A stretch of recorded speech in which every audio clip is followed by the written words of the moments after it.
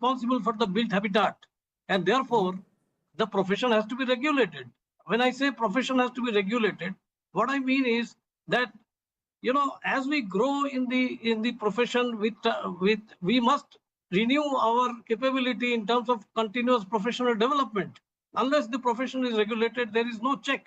So any incompetent engineer can be at site doing design or doing construction, endangering the safety of the public at large. So, number one, the profession has to be regulated. Number two, we are building, currently the pace of growth is much more than the capacity with which we can build. The competence level of our professionals, the need for capacity development on the whole, the skill development, that is not matching with the demand. So demand is far exceeding the capacity. So either we reduce the pace of growth or we compromise on the quality. And what is happening is the compromise on the quality.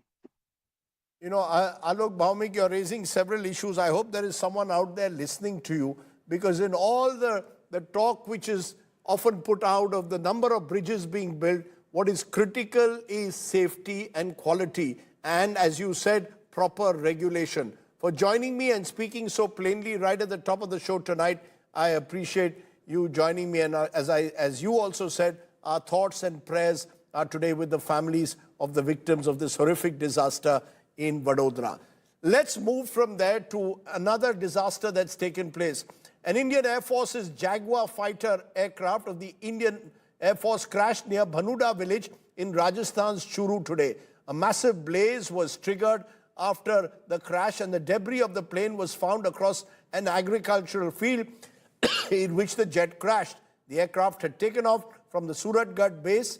The IAF has confirmed that both pilots were killed in the crash after the Jaguar trainer aircraft met with this accident. A court of inquiry has been constituted to ascertain the cause of the accident. But the worrying news is that this is the third such crash in just the last few months. Joining me now, Sandeep Unithan, who tracks security issues for us.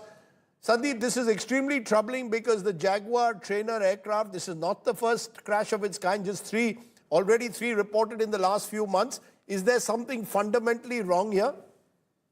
Well, absolutely, Rajdeep. It's probably the first time that the Jaguar, you've had so many crashes of the Jaguar. Now, the Jaguar is the second most widely used aircraft in the Indian Air Force. You have the Su-30s, which may number over 260, and the Jaguar, 6 squadrons, over 100 aircraft. Now, 3 of those aircraft crashing in rapid succession in just in the last couple of 5 months or so, that points to a very serious issue here. We don't know exactly what happened in this case.